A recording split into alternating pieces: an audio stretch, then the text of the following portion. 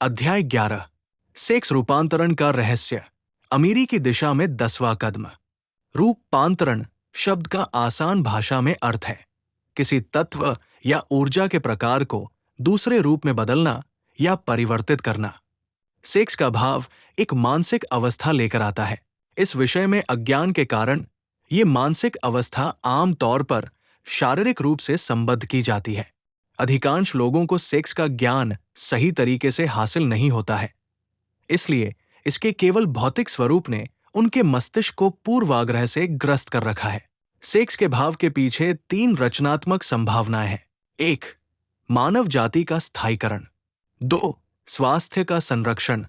आरोग्यकारी माध्यम के रूप में इसकी कोई तुलना नहीं है। 3. रूपांतरण के द्वारा औसत दर्जे के व्यक्ति से जीनियस में परिवर्तन। सेक्स का रूपांतरण आसान है और इसे आसानी से समझाया जा सकता है। इसका अर्थ है मस्तिष्क का भौतिक अभिव्यक्ति के विचारों से दूसरी प्रकृति के विचारों तक पहुंचना। सेक्स की इच्छा सभी मानवीय इच्छाओं में सबसे शक्तिशाली इच्छा है। इस इच्छा के द्वारा संचालित होने पर इंसान प्रखर कल्पनाशीलता, साहस, इच्छा शक्ति, लगन और रचनात्मक योग्यता विकसित कर लेता है जो अन्य समय में उसके पास नहीं होती। सेक्सुअल संपर्क की इच्छा इतनी प्रबल और शक्तिशाली होती है कि इसकी संतुष्टि के लिए लोग जीवन और प्रतिष्ठा गंवाने का जोखिम मोल लेते हैं।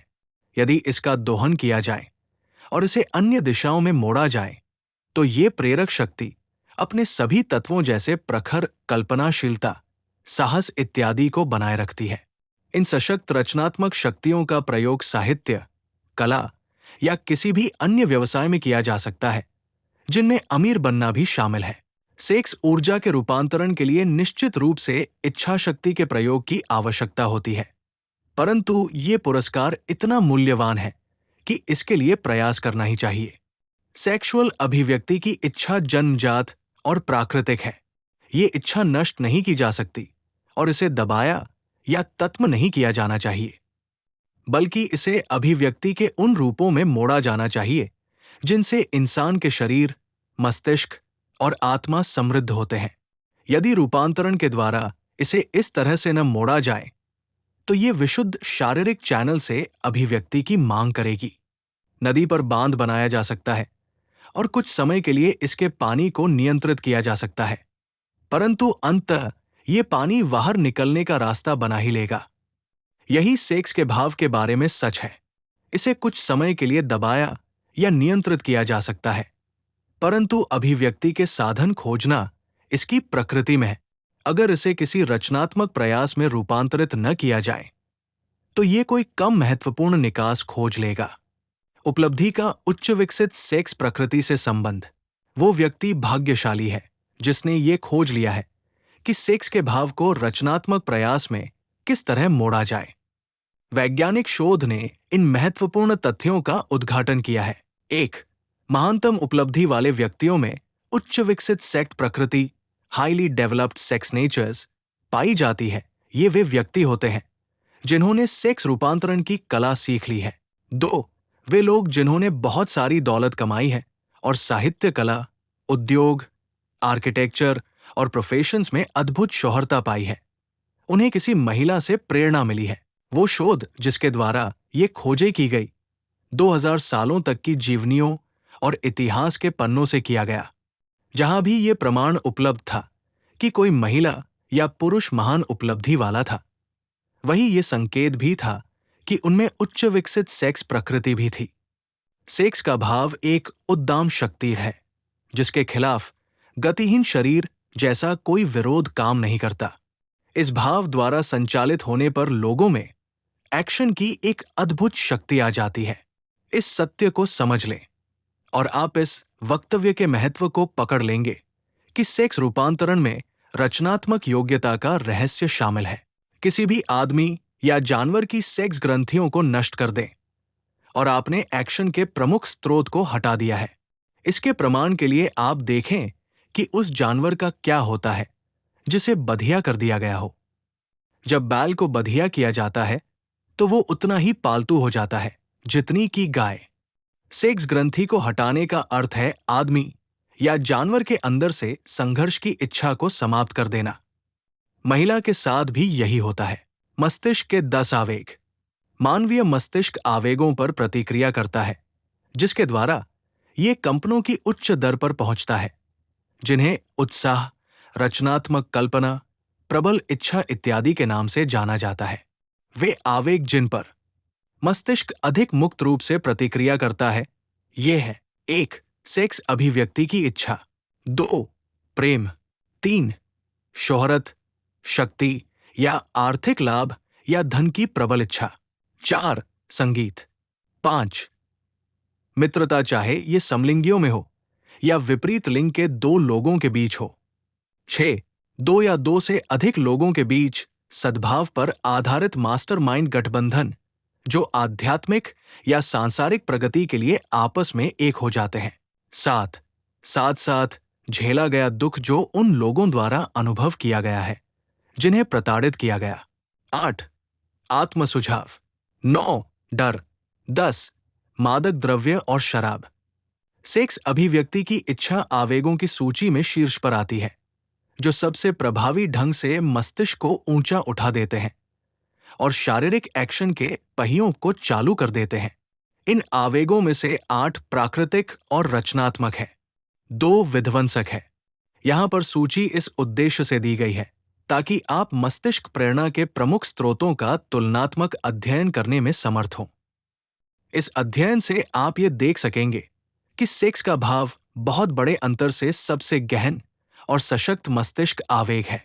किसी ज्ञानदंभी ने कहा है कि प्रतिभाशाली व्यक्ति वह है जिसके लंबे वाल हैं, जो अजीब भोजन करता है, अकेला रहता है और लोगों के मजाक का निशाना बनता है। जीनियस की बेहतर परिभाषा है वो व्यक्ति जिसने ये खोज लिया है कि किस तरह विचार की गहनता को उस बिंदु तक बढ़ा लिया जाए जहां वो ज्ञान के उन स्रोतों के साथ मुक्त संवाद कर सके जो सामान्य विचार वाले व्यक्तियों के लिए उपलब्ध नहीं है। चिंतन करने वाला व्यक्ति जीनियस की इस परिभाषा के संबंध में कुछ सवाल पूछना चाहेगा। पहला सवाल होगा, कोई व्यक्ति किस तरह ज्ञान के उन स्रोतों से संवाद कर सकता है जो सामान्य विचार के माध्यम से उपलब्ध नहीं है। अगला सवाल होगा, क्या ज्ञान के ऐसे ज्ञात स्रोत हैं जो सिर्फ जीनियस को ही उपलब्ध होते हैं, और अगर ऐसा है तो वे स्रोत कौन से हैं और उन तक निश्चित रूप से कैसे पहुंचा जा सकता है। जीनियस छठी इंद्रिय द्वारा विकसित होता है। छठी इंद्रिय का यथार्थ अब अच्छी तरह से स्थापित हो चुका है। छठी इंद्रिय रचनात्मक कल्पनाशीलता है। रचनात्मक कल्पनाशीलता की शक्ति का प्रयोग बहुसंख्यक लोग पूरे जीवन में कभी नहीं करते, और अगर कभी करते भी हैं तो आम तौर पर ऐसा संयोगवश ही होता है। तुलनात्मक रूप से कम संख्या में ही लोग किसी उद्देश्य से सोच विचार कर रचनात्मक कल्पना शक्ति का प्रयोग करते हैं। जो लोग स्वैच्छिक रूप से और इसके कार्यों की समझ के साथ इसका प्रयोग करते हैं, वही जीनियस होते हैं। रचनात्मक कल्पनाशीलता की शक्ति इंसान के सीमाबद्ध मस्तिष्क और अनंत प्रज्ञा के बीच की एक सीधी कड़ी है। सभी तथाकथित धार्मिक क्षेत्रों के रहस्योद्घाटन और आविष्कार के क्षेत्र में नए या मूलभूत सिद्धांतों की सभी खोजें कल्पनाशीलता की शक्ति के द्वारा ही संभव होती है। आभास कहाँ से आते हैं? जब विचार या अवधारणाएं किसी के दिमाग में कौंधते हैं, जिसे लोकप्रिय भाषा में आभास कहा जाता है, तो वे इनमें से किसी एक या एक से अधिक स्रोतों से आते हैं। 1. अनंत प्रज्ञा। 2. अवचेतन मस्तिष्क, जहां पांचों इंद्रियों द्वारा मस्तिष्क तक पहुंची सारी छवियां और विचार संवेग रिकॉर्ड है। 3. किसी अन्य व्यक्ति के मस्तिष्क से निकला कोई विचार या सचेतन विचार के माध्यम से प्राप्त विचार या अवधारणा की तस्वीर। 4. किसी अन्य व्यक्ति के अवचेतन स्टोरहाउस से। कोई अन्य ज्ञात स्रोत नहीं है जहां से प्रेरक विचार या आभास प्राप्त किए जा सके। जब मस्तिष्क के एक्शन को 10 मस्तिष्क आवेगों में से एक या एक से अधिक आवेग द्वारा प्रेरित किया जाता है, तो इससे व्यक्ति पर यह प्रभाव पड़ता है कि वो सामान्य विचार के क्षितिज से ऊपर उठ जाता है। इससे व्यक्ति को वो दूरी, स्कोप और विचारों की वो गुणवत्ता हासिल हो जाती है जो निचले स्तर पर उपलब्ध नहीं थे। जैसे कि जब कोई बिजनेस या प्रोफेशन रूटीन की समस्याओं के समाधान में संलग्न हो, जब आप मस्तिष्क आवेग के किसी स्वरूप के द्वारा विचार के अधिक ऊंचे स्तर तक उठ जाते हैं, तो आप उसी स्थिति में होते हैं जैसे आप हवाई जहाज में इतनी ऊंचाई पर पहुंच गए हों, जहां से आपको उस क्षितिज के पार भी दिखाई देता है, जो जमीन पर रहते समय आपकी आंखों से दिखाई नहीं देता था। यही नहीं, विचार के इस अधिक उच्च स्तर पर व्यक्ति किसी आवेग के द्वारा बाधा या बंधन महसूस नहीं करता, जो उस समय महसूस होते हैं जब वो तीन मूलभूत आवश्यकताओं जैसे भोजन, वस्त्र और आवास को हासिल करने की समस्याओं से जूझता है। वो विचार के एक ऐसे संसार में है जिसमें साधारण रोजमर्रा के विचार प्रभावी ढंग से हटा दिए गए हैं। जिस तरह हवाई जहाज में ऊपर उठने पर पहाड़ और घाटियों और भौतिक दृष्टि की अन्य सीमाएं हट जाती हैं, विचार के इस उच्चतर स्तर पर मस्तिष्क की रचनात्मक शक्ति को कार्य की स्वतंत्रता मिल जाती है। छठी इंद्रिय के काम करने के लिए रास्ता साफ हो जाता है। ये उन विचारों के प्रति ग्रहणशील हो जाती है जो व्यक्ति तक किसी अन्य परिस्थिति द्वारा नहीं पहुंच सकते। छठी इंद्रिय वो शक्ति है जो एक जीनियस और एक सामान्य व्यक्ति में अंतर को स्पष्ट करती है। रचनात्मक शक्ति को विकसित करना। रचनात्मक शक्ति का जितना अधिक प्रयोग किया जाए, ये उतनी ही अधिक विकसित होती है। ये व्यक्ति के अवचेतन मस्तिष्क के बाहर से आ रहे तत्वों के प्रति उतनी ही अधिक चौकस और ग्रहणशील होती है। व्यक्ति इस पर जितना विश्वास करता है और विचार संवेगों के लिए इससे जितनी अधिक मांग करता है, ये उतनी ही प्रबल होती जाती है। इस शक्ति को सिर्फ उपयोग के द्वारा ही विकसित किया जा सकता है। जिसे हम अंतरात्मा कहते हैं, वो भी पूरी तरह से छठी इंद्रिय की शक्ति के द्वारा काम करती है। महान कलाकार, लेखक, संगीतकार और कवि महान इसलिए बने क्योंकि उन्होंने शांत छोटी आवाज पर भरोसा करने की आदत डाली। ये आवाज रचनात्मक कल्पनाशीलता की शक्ति के द्वारा अंदर से बोलती है। जिनमें प्रखर कल्पना शक्ति है, वे लोग इस तथ्य को अच्छी तरह से जानते हैं कि उनके सर्वश्रेष्ठ विचार इन तथाकथित आभासों के द्वारा आते हैं। एक महान वक्ता है जो तब तक महानता हासिल नहीं करता जब तक कि वो अपनी आंखें बंद न कर ले और रचनात्मक कल्पनाशीलता की शक्ति पर पूरी तरह निर्भर न रहे।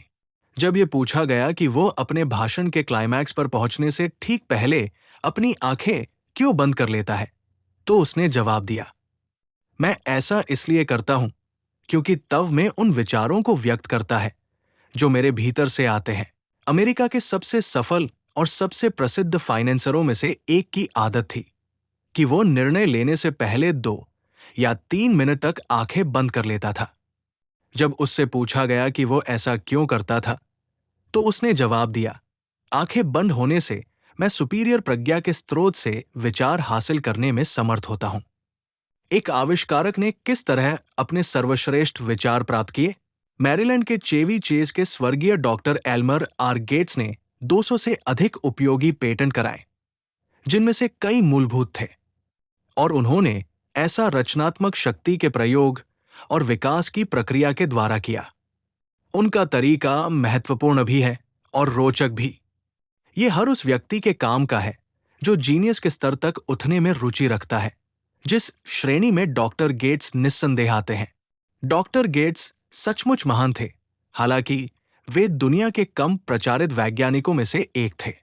उनकी प्रयोगशाला में एक कक्ष था जिसे वे अपना व्यक्तिगत संवाद कक्ष कहते थे। ये साउंड प्रूफ था और इस तरह से बना था कि इसमें पूरा अंधेरा किया जा सकता था।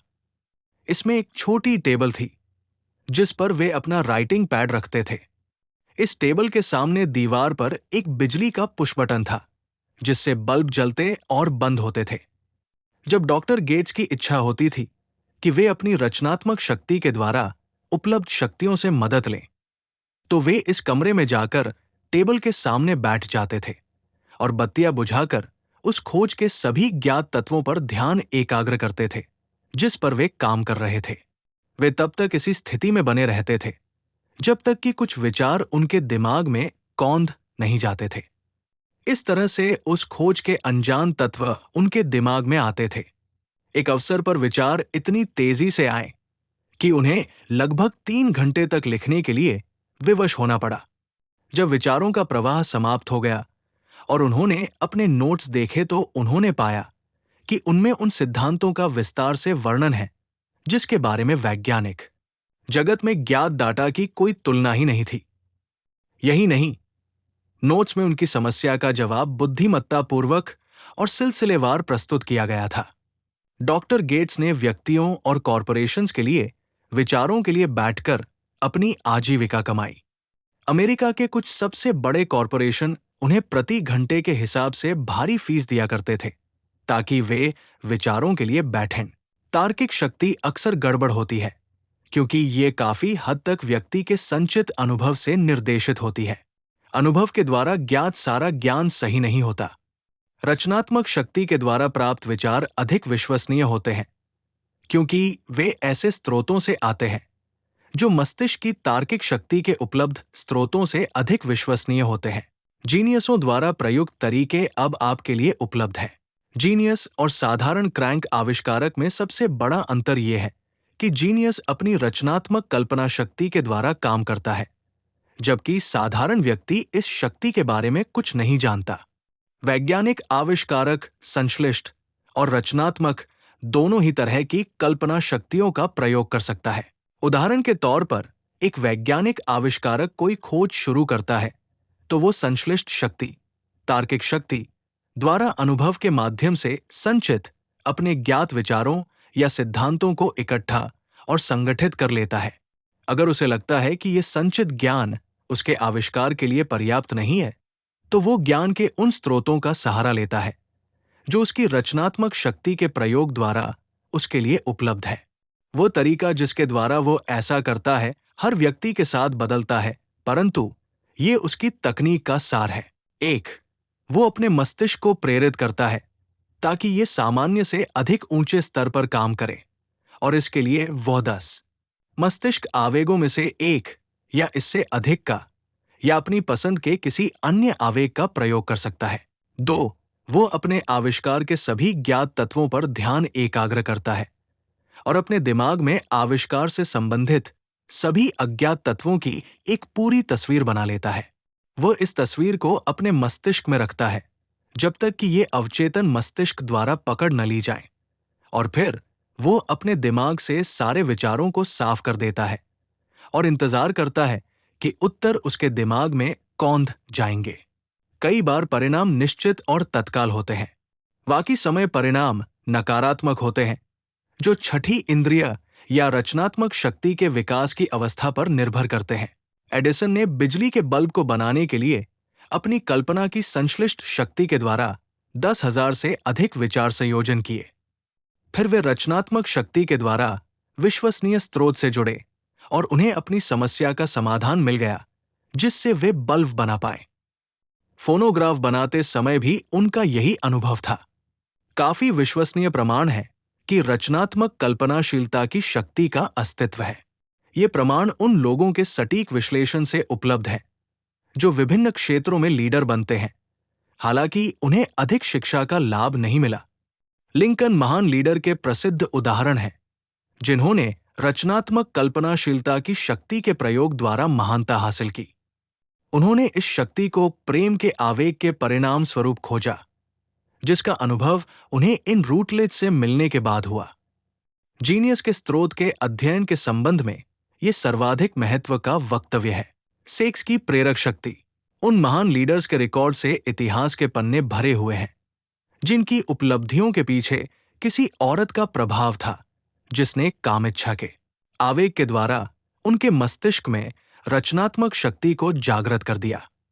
नेपोलियन बोनापार्ट इनमें से एक थे। जब उन्हें अपनी पहली पत्नी जोसेफाइन से प्रेरणा मिलती थी तो वे अपराजेय थे।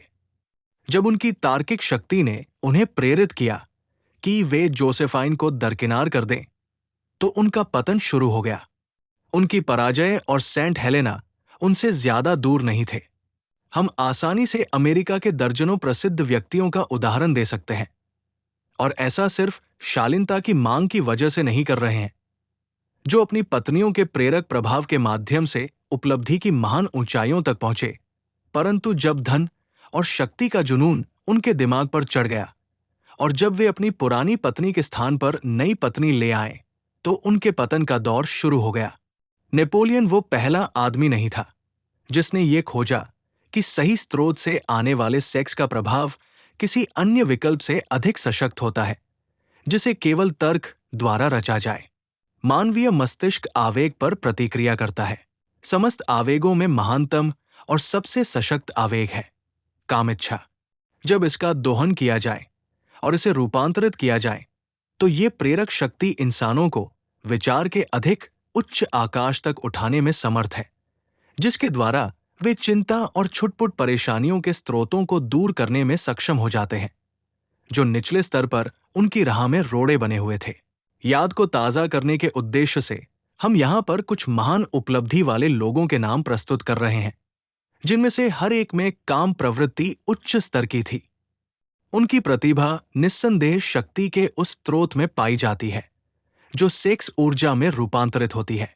George Washington, Napoleon Bonaparte, William Shakespeare, Thomas Jefferson, Albert Hubbard, Albert H Gary, Abraham Lincoln, Woodrow Wilson, Ralph Waldo Emerson, John H Patterson, Robert Burns, Andrew Jackson, Enrico Caruso. जीवनियों के आपके ज्ञान से आप इस सूची में कुछ और नाम जोड़ने में समर्थ होंगे। आप पूरे इतिहास और सभ्यता में एक भी आदमी खोज लें जिसने किसी भी क्षेत्र में अद्भुत सफलता पाई है, जो अच्छी तरह से विकसित सेक्स प्रकृति द्वारा संचालित न हो। अगर आप उन लोगों की जीवनियों पर विश्वास न करना चाहते हो जो अभी जीवित न हो, तो उन लोगों की सूची बनाएं जिन्हें आप महान उपलब्धि वाला मानते हैं, और देखें कि क्या उनमें से कोई ऐसा है जिसमें उच्च सेक्स प्रकृति न हो। सेक्स की ऊर्जा हर जीनियस की रचनात्मक ऊर्जा है। न तो कोई ऐसा महान लीडर, विल्डर या कलाकार हुआ है, न कभी होगा जिसमें सेक्स की प्रेरक शक्ति का अभाव हो। निश्चित रूप से कोई भी इन वक्तव्यों का ये गलत मतलब नहीं निकालेगा कि उच्च सेक्स प्रकृति का हर आदमी जीनियस होता है। इंसान जीनियस के स्तर को तभी हासिल कर पाता है जब वो कल्पना की रचनात्मक शक्ति के द्वारा अपने मस्तिष्क को प्रेरित करता है और उपलब्ध शक्तियों का सहारा लेता है। वे आवेग जो प्रेरणा देते हैं, उनमें सबसे प्रमुख है सेक्स ऊर्जा। इस ऊर्जा की सिर्फ उपस्थिति ही जीनियस होने के लिए काफी नहीं है। इस ऊर्जा को शारीरिक संपर्क की इच्छा से रूपांतरित करके इच्छा और एक्शन के किसी अन्य रूप में बदलना होता है, और तभी ये व्यक्ति को जीनियस के स्तर तक उठा सकती है। प्रबल कामिच्छा के कारण जीनियस बनने के बजाय अधिकांश लोग अपने आप को नीचे गिरा लेते हैं और इस महान शक्ति के गलत प्रयोग और इसकी गलत समझ के कारण स्वयं को जानवरों के स्तर पर ले जाते हैं। लोग 40 साल से पहले कम सफल क्यों होते हैं? मैंने 25,000 से अधिक लोगों के विश्लेषण से ये खोजा कि जो लोग बेहद सफल होते हैं वे 40 साल से कम उम्र में शायद ही कभी ऐसा कर पाते हैं, और अक्सर वे तब तक अपनी सही गति में नहीं आते जब तक कि वे 50 से अधिक की उम्र के न हो जाए। ये तथ्य इतना आश्चर्यचकित करने वाला था कि मैं इसके कारणों का अधिक सावधानी से अध्ययन करने के लिए प्रेरित हुआ। इस अध्ययन से ये तथ्य उजागर हुआ कि वो सबसे बड़ा कारण जिसकी वजह से अधिकांश लोग 40 से 50 साल की उम्र से पहले इतने सफल नहीं हो पाते, दरअसल ये प्रवृत्ति है कि वे सेक्स के भाव की शारीरिक अभिव्यक्ति में अधिक संलग्न रहते हैं। अधिकांश लोग कभी ये नहीं सीख पाते कि सेक्स की आकांक्षा की अन्य संभावनाएं भी हैं, जो महत्व में इसकी शारीरिक अभिव्यक्ति से बढ़कर है। जो लोग ये खोज लेते हैं उनमें से अधिकांश उस कालखंड के कई वर्ष बर्बाद कर लेते हैं जब सेक्स ऊर्जा शिखर पर होती है, यानी 45 से 50 साल की उम्र से पहले। उल्लेखनीय उपलब्धि आम तौर पर इसके बाद आती है। कई लोग 40 साल तक और उसके बाद भी ऊर्जा का लगातार अपव्यय करते रहते हैं, जिसे बेहतर मार्गों में प्रयुक्त किया जा सकता था। उनके श्रेष्ठ व अधिक सशक्त भाव हवाओं में यूं ही बिखरा दिए जाते हैं।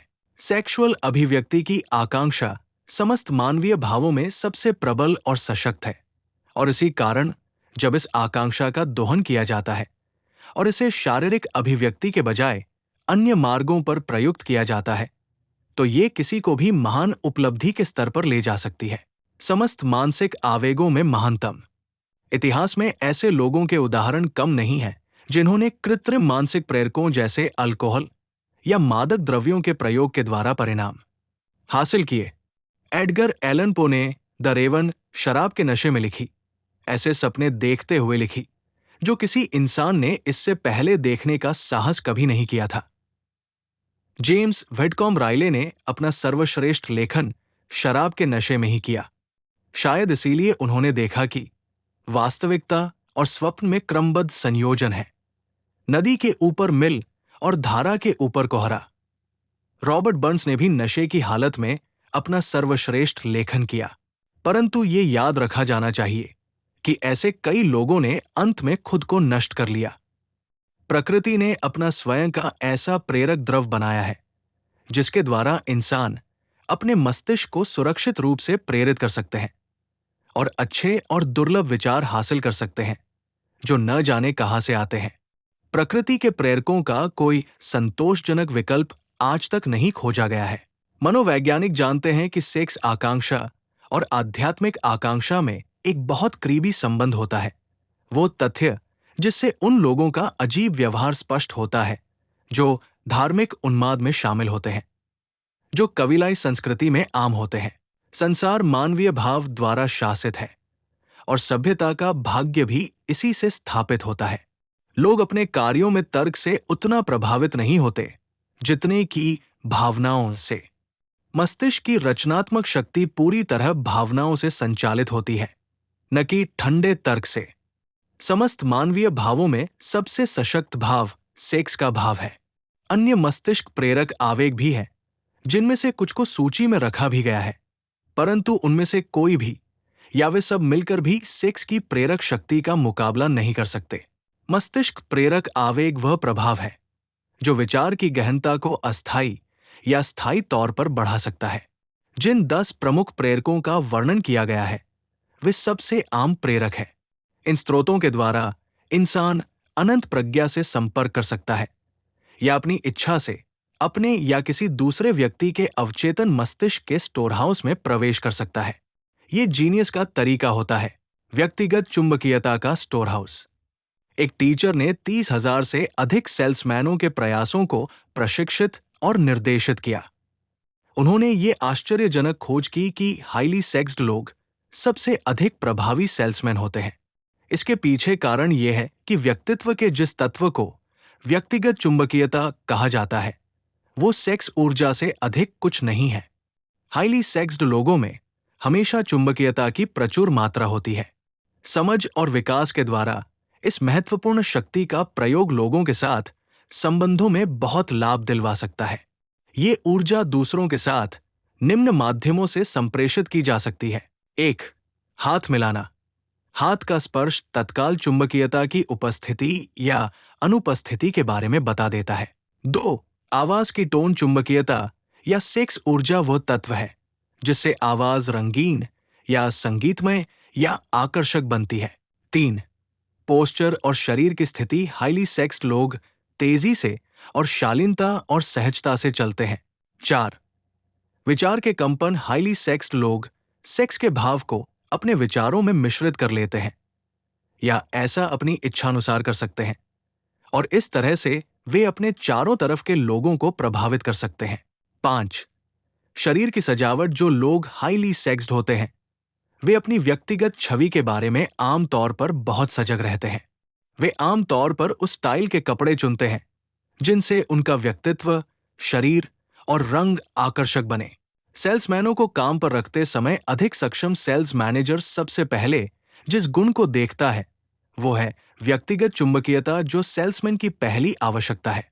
जिन लोगों में सेक्स ऊर्जा कम होती है वे कभी उत्साहित नहीं हो पाएंगे या दूसरों को उत्साहित नहीं कर पाएंगे, और उत्साह सेल्समैनशिप की सबसे महत्वपूर्ण शर्तों में से एक है, चाहे व्यक्ति कुछ भी बेच रहा हो। जिस सार्वजनिक वक्ता, वकील या सेल्समैन में सेक्स ऊर्जा कम होती है वो दूसरों को प्रभावित करने में फ्लॉप हो जाता है। इसे इस तथ्य के साथ जोड़ दें कि अधिकांश लोगों को उनकी भावनाओं को प्रभावित करके ही प्रभावित किया जा सकता है, और आप समझ जाएंगे कि सेल्समैन की योग्यता के हिस्से के रूप में सेक्स ऊर्जा का महत्व कितना अधिक है।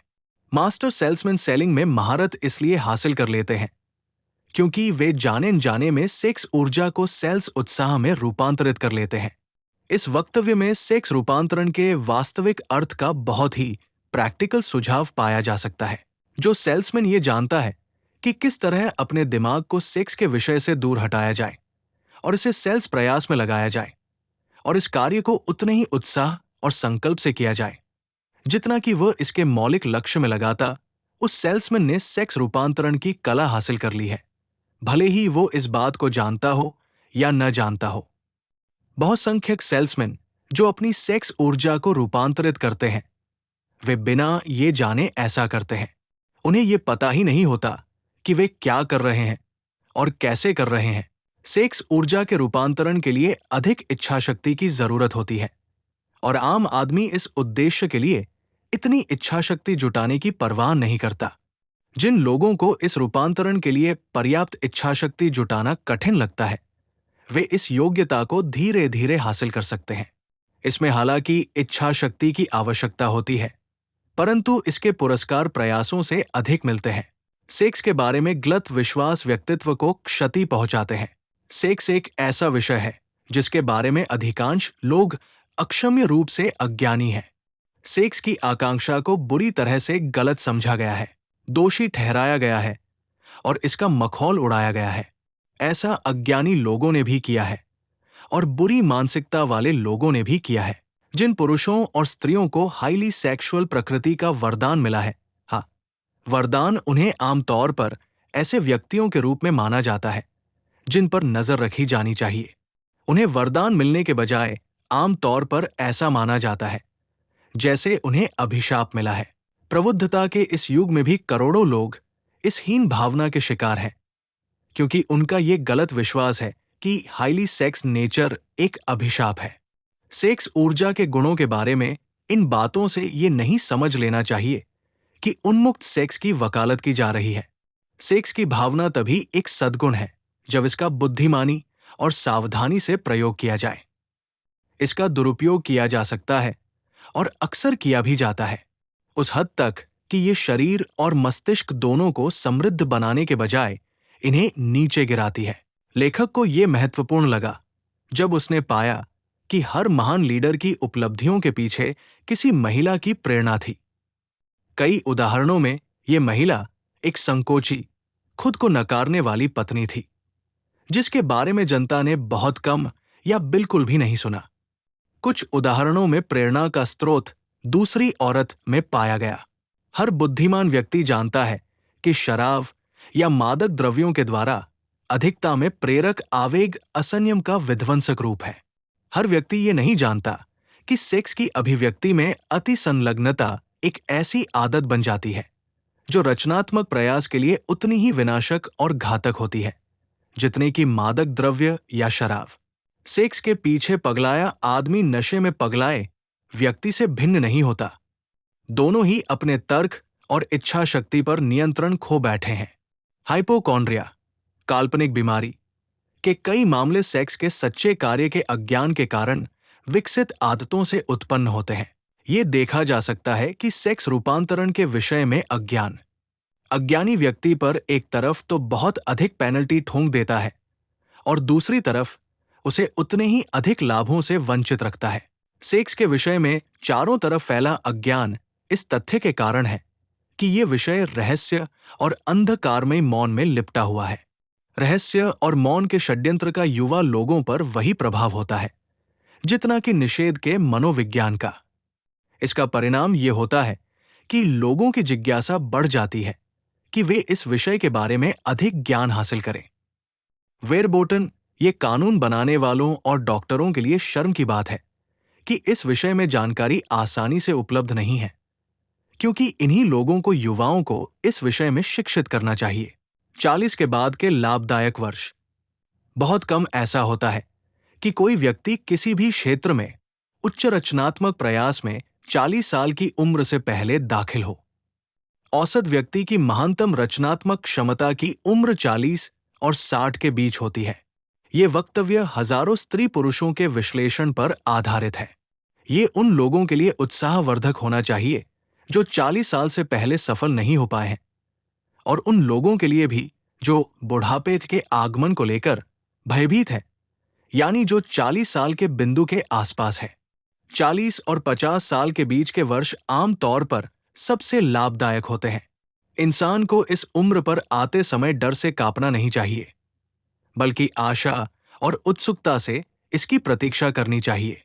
अगर आप प्रमाण चाहते हैं कि अधिकांश लोग अपने सर्वश्रेष्ठ काम को 40 साल की उम्र से पहले शुरू नहीं करते, तो अमेरिका के सबसे सफल लोगों के रिकॉर्ड उठाकर देख लें और आपको प्रमाण मिल जाएगा।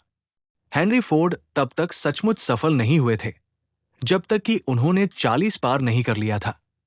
एंड्रयू कार्नेगी 40 से आगे निकल चुके थे, तब उन्हें अपने प्रयासों का फल मिला। जेम्स जे हिल 40 साल की उम्र एव भी टेलीग्राफ चला रहे थे। उनकी विराट उपलब्धियां उस उम्र के बाद आई।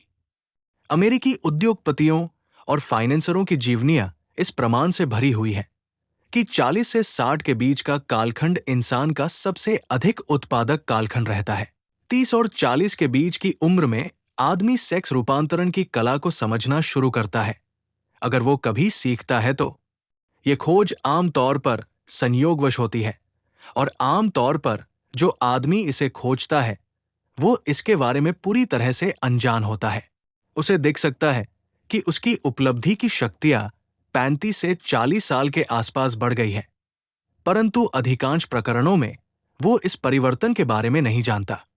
प्रकृति 30 और 40 के बीच की उम्र में व्यक्ति में प्रेम और सेक्स के भावों में संयोजन शुरू कर देती है, ताकि वो इन महान शक्तियों से मदद हासिल कर सके और उन्हें इकट्ठे कर्म के लिए प्रेरणा के रूप में उपयोग में ला सके। भावों के अपने पावरहाउस का दोहन कीजिए। अकेला सेक्स ही एक्शन के लिए एक शक्तिशाली आकांक्षा है, परंतु इसकी शक्तियां किसी तूफान की तरह होती है। अक्सर उन्हें नियंत्रित नहीं किया जा सकता। जब प्रेम का भाव सेक्स के भाव के साथ जुड़ जाता है, तो परिणाम होता है उद्देश्य की शांति, संतुलन और निर्णय की सटीकता।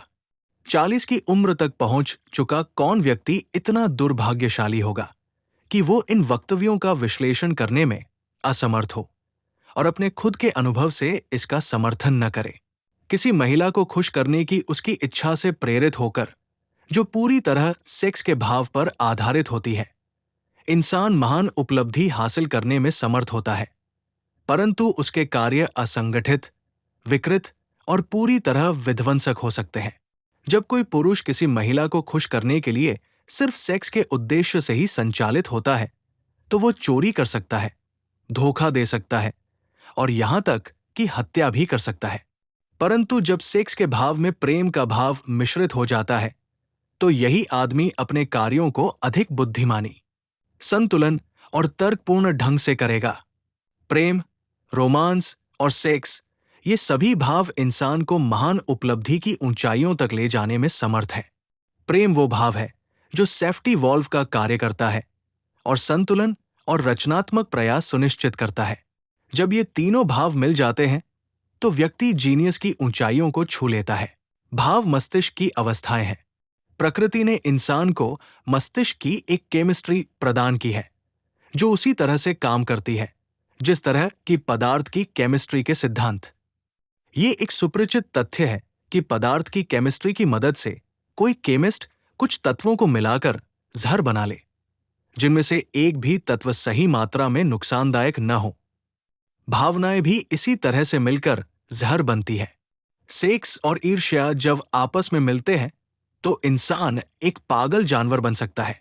मस्तिष्क की केमिस्ट्री के द्वारा मानवीय मस्तिष्क में एक या अधिक विनाशकारी भावों की उपस्थिति एक ऐसा जहर उत्पन्न कर देती है जिससे इंसान के न्याय का भाव नष्ट हो सकता है। जीनियस की राह में सेक्स, प्रेम और रोमांस का विकास, नियंत्रण और प्रयोग शामिल है। संक्षेप में ये प्रक्रिया इस तरह बताई जा सकती है। इन भावनाओं की उपस्थिति को अपने मस्तिष्क में प्रबल विचारों के रूप में प्रोत्साहित करें और बाकी सभी विनाशकारी भावों को हतोत्साहित करें। मस्तिष्क आदत का गुलाम होता है। ये उन प्रबल विचारों के अनुरूप कार्य करता है जो इसे दिए जाते हैं। इच्छा शक्ति के द्वारा इंसान किसी भाव की उपस्थिति को हतोत्साहित कर सकता है और किसी अन्य भाव की उपस्थिति को प्रोत्साहित कर सकता है। इच्छा शक्ति के द्वारा मस्तिष्क का नियंत्रण कठिन नहीं है। नियंत्रण लगन और आदत से आता है। नियंत्रण का रहस्य रूपांतरण की प्रक्रिया को समझने में निहित है। जब कोई नकारात्मक भाव किसी के दिमाग में आता है, तो ये सकारात्मक या रचनात्मक भाव में रूपांतरित किया जा सकता है, और इसका आसान तरीका है अपने विचारों को बदल लेना। स्वैच्छिक आत्म प्रयास के अलावा जीनियस की मंजिल तक पहुंचने के लिए कोई अन्य राह नहीं है। कोई इंसान केवल सेक्स ऊर्जा की प्रेरक शक्ति के द्वारा आर्थिक या व्यावसायिक उपलब्धि की महान ऊंचाइयों को हासिल कर सकता है, परंतु इतिहास ऐसे प्रमाणों से भरा पड़ा है कि वो अपने साथ चरित्र के ऐसे गुण भी रखता है जिससे या तो वो अपनी दौलत को बनाए नहीं रख पाता या फिर उसका उपभोग नहीं कर पाता। इस बात का विश्लेषण किया जाना चाहिए और इस पर चिंतन मनन किया जाना चाहिए, क्योंकि ये एक ऐसी सच्चाई है जिसका ज्ञान आदमियों और औरतों के लिए सहायक हो सकता है। इसका अज्ञान हजारों लोगों को दुखी बना देता है, चाहे वे अमीर हों। जिसने सच्चा प्रेम किया हो वो कभी पूरी तरह हारता नहीं है। प्रेम की यादें कभी तत्म नहीं होती। प्रेरणा के स्रोत के चले जाने के काफी समय बाद भी वे बनी रहती है, प्रभावित करती है और राह दिखाती है। इसमें कुछ भी नया नहीं है। हर इंसान जिसने सच्चा प्रेम किया हो ये बात जानता है कि ये मानवीय हृदय पर स्थायी चिन्ह छोड़ देता है।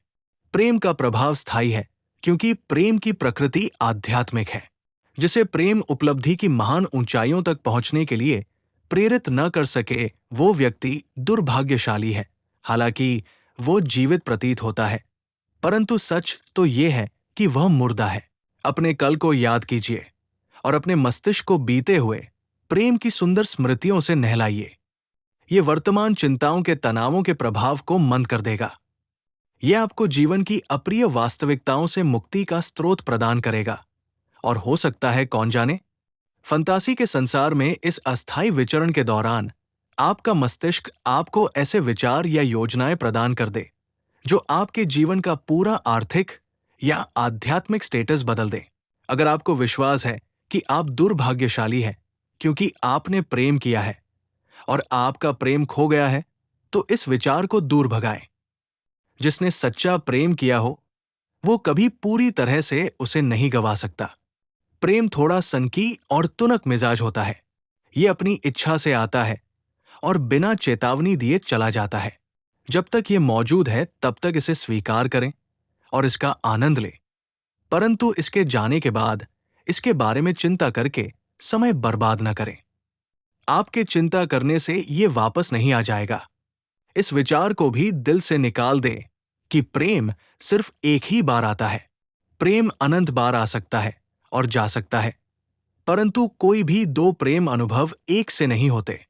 वे एक जैसे तरीके से आपको प्रभावित नहीं कर सकते। ऐसा हो सकता है और ऐसा होता भी है कि एक प्रेम अनुभव दिल पर बाकी से अधिक गहरे निशान छोड़ जाए। हालांकि सभी प्रेम अनुभव लाभदायक है, परंतु उस व्यक्ति के लिए नहीं जो प्रेम के जाने के बाद नफरत या विछोह की आग में जलने लगे। प्रेम के मामले में निराशा नहीं होनी चाहिए, और होगी भी नहीं अगर लोग प्रेम और सेक्स की भावनाओं के बीच के अंतर को समझ लें।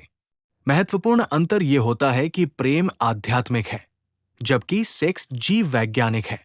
कोई भी अनुभव जो मानवीय हृदय को आध्यात्मिक शक्ति से स्पर्श करता है नुकसानदायक नहीं हो सकता, सिवाय इसके कि वो अज्ञान या ईर्ष्या से ग्रस्त हो। इसमें कोई संदेह नहीं है कि प्रेम जीवन का महानतम अनुभव है। ये व्यक्ति को अनंत प्रज्ञा के संपर्क में लाता है। जब ये रोमांस और सेक्स के भावों से मिश्रित हो जाता है तो ये व्यक्ति को रचनात्मक प्रयास की सीढ़ी पर बहुत ऊपर ले जा सकता है। प्रेम, सेक्स और रोमांस के भाव उपलब्धि निर्माता जीनियस के शाश्वत त्रिकोण के पहलू हैं। प्रेम के भाव में कई पहलू, कई शेड और रंग होते हैं, परंतु प्रेम के सभी प्रकारों में सबसे गहन और धधकता हुआ प्रकार वह है जिसमें प्रेम और सेक्स की भावनाएं आपस में मिल जाती है। जिन विवाहों में प्रेम के भाव के साथ सेक्स का उचित संतुलन नहीं है वे सुखी विवाह नहीं कहे जा सकते और शायद ही कभी ये लंबे चलते हों। प्रेम अकेला विवाह में सुख नहीं ला सकता, नहीं सेक्स अकेला ये काम कर सकता है। जब ये दोनों सुंदर भाव आपस में मिल जाते हैं, तो विवाह एक ऐसी मानसिक अवस्था उत्पन्न कर सकता है जो इस धरती पर महसूस की जा सकने वाली आध्यात्मिक अवस्था के निकट होती है। जब रोमांस का भाव प्रेम और सेक्स के साथ जुड़ जाता है, तो इंसान के सीमाबद्ध मस्तिष्क और अनंत प्रज्ञा के बीच की बाधाएं हट जाती हैं। तब एक जीनियस पैदा होता है, वे कारण जिनकी वजह से किसी आदमी की पत्नी उसे बना या मिटा सकती है। बहुत से विवाहों में तनाव और अराजकता का माहौल होता है, परंतु यहां जो कहा जा रहा है उसे अगर ठीक तरीके से समझ लिया जाए तो सद्भाव का वातावरण बनाया जा सकता है। बार बार टोकने या ताने कसने में जो पीड़ा व्यक्त होती है, वो आमतौर पर सेक्स के विषय में ज्ञान की कमी की वजह से होती है। जहां प्रेम, रोमांस और सेक्स के भाव और कार्य की सही समझ रहती है, वहां विवाहित युगल में कोई तनाव नहीं होता। वो पति भाग्यशाली है जिसकी पत्नी प्रेम, सेक्स और रोमांस की भावनाओं के बीच के सच्चे संबंध को समझती है। इस अद्भुत त्रिमूर्ति द्वारा प्रेरित श्रम का कोई प्रकार बोझ नहीं लगता, क्योंकि हर प्रयास, चाहे वो छोटे से छोटा ही क्यों न हो, प्रेम की अभिव्यक्ति बन जाता है। एक बहुत पुरानी कहावत है, किसी की पत्नी उसे बना सकती है या मिटा सकती है, परंतु इसका कारण हमेशा स्पष्ट नहीं होता। बनाना या मिटाना इस बात पर निर्भर करता है कि पत्नी प्रेम, सेक्स और रोमांस की भावनाओं को कितनी अच्छी तरह से समझती है। अगर कोई महिला अपने पति को इस बात की इजाजत देती है कि वो उसमें रुचि लेना बंद कर दे और दूसरी महिलाओं में अधिक रुचि लेने लगे, तो ऐसा आमतौर पर सेक्स, प्रेम और रोमांस के विषयों के बारे में उसके अज्ञान और उसकी उदासीनता की वजह से होता है। ये वक्तव्य ये मानकर चलता है कि इस आदमी और उसकी पत्नी के बीच में सच्चा प्रेम कभी हुआ करता था। ये तथ्य उस आदमी पर भी लागू होते हैं जो अपनी पत्नी की स्वयं में रुचि समाप्त होने की अनुमति देता है। विवाहित लोग अक्सर बहुत सारी छोटी छोटी बातों पर झगड़ने लगते हैं। अगर इनका सही विश्लेषण किया जाए तो समस्या का असली कारण अक्सर इन विषयों का अज्ञान या उदासीनता मिलेगा। महिलाओं के बिना संपत्ति की अनुपयोगिता। पुरुष की सबसे महान प्रेरक शक्ति है महिला को प्रसन्न करने की उसकी इच्छा। वो शिकारी जो प्रागैतिहासिक युग में सभ्यता के उदय से पहले श्रेष्ठ हुआ करता था, ऐसा इसलिए होता था क्योंकि उसमें महिला की नजरों में महान दिखने की इच्छा थी। पुरुष की प्रकृति इस मामले में जरा भी नहीं बदली है। आज का शिकारी अपने साथ जंगली जानवरों की खालों को घर पर नहीं लाता है, बल्कि वो अच्छे कपड़े, कार और दौलत लाकर महिला को प्रसन्न करने की इच्छा को व्यक्त करता है। पुरुष में आज भी महिला को प्रसन्न करने की वही इच्छा मौजूद है जो सभ्यता के उदय से पहले हुआ करती थी। केवल उसका प्रसन्न करने का तरीका बदला है। वे पुरुष जो ढेर सारी दौलत इकट्ठी करते हैं और शक्ति और शोहरत की महान ऊंचाइयों को हासिल करते हैं, ऐसा प्रमुख तौर पर महिलाओं को प्रसन्न करने की इच्छा से प्रेरित होकर ही करते हैं। महिलाओं को उनके जीवन से निकाल दीजिए और अधिकांश लोगों के लिए उनकी ढेर सारी दौलत निरर्थक हो जाएगी। पुरुष की महिला को प्रसन्न करने की इसी अंतर्भूत इच्छा के कारण ही महिला को ये शक्ति मिलती है कि वह पुरुष को बना सकती है या मिटा सकती है। वो महिला जो पुरुष की प्रकृति को समझती है और इसे कूटनीतिक तरीके से संतुष्ट करती है, उसे अन्य महिलाओं की प्रतियोगिता से डरने की कोई आवश्यकता नहीं है। दूसरे लोगों के साथ पुरुष अपनी अदम्य इच्छा शक्ति के कारण विराट हो सकते हैं, परंतु अपनी पसंद की महिलाओं द्वारा वे आसानी से शासित हो जाते हैं। अधिकांश पुरुष ये स्वीकार नहीं करेंगे कि वे अपनी पसंद की महिलाओं द्वारा आसानी से प्रभावित हो जाते हैं, क्योंकि ये पुरुष की प्रकृति है कि वो मानव जाति में शक्तिशाली समझा जाना चाहता है। यही नहीं, बुद्धिमान महिला पुरुष के इस गुण को भी समझ लेती है और बहुत समझदारी से इसे अनदेखा कर देती है।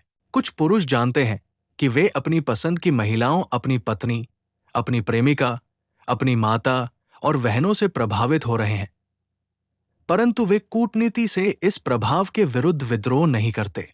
वे इतने बुद्धिमान होते हैं कि वे समझते हैं कि कोई पुरुष सही महिला के प्रभाव के बिना सुखी या पूर्ण नहीं होता।